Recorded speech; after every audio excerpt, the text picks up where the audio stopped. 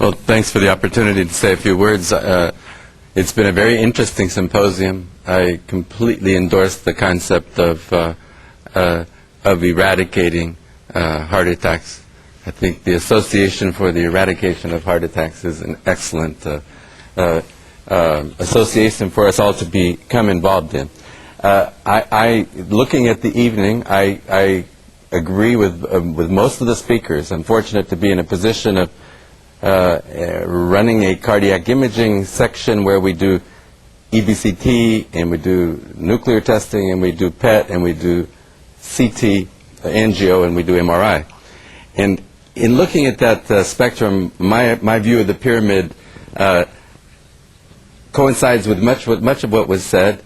I would point out that I think at the present time when we look at costs, that maybe we have to be careful about how far we stretch that lower limit of the intermediate risk group that might need testing.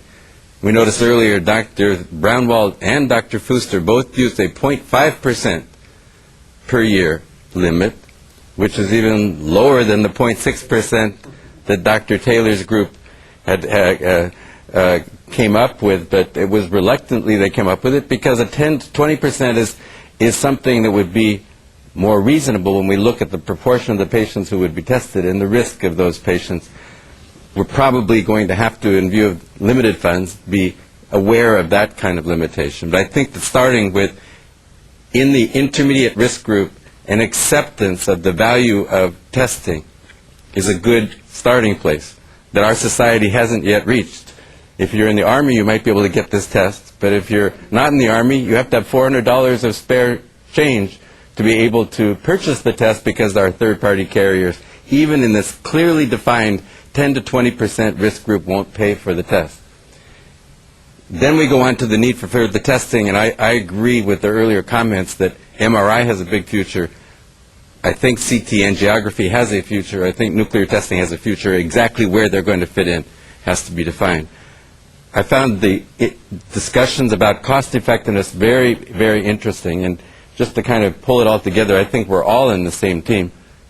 And Dr. Callister actually should be joining us up here on the panel because he's one of the leaders of this team whose data has shown us how dramatically the knowledge about coronary calcium can predict subsequent outcomes. But in pulling it all together, I do think it does come back to this, what is going to be the effectiveness of finding the early disease? And if this new organization is right, then maybe the assumption that we will be causing a 30% reduction in mortality will actually be wrong. And in the future, perhaps we will be reducing that mortality by not 30, not 35, maybe 40%, maybe 50%, maybe even farther, at which time then we'll have a marked difference in these cost-effective analyses, as was so nicely pointed out by Dr. Taylor.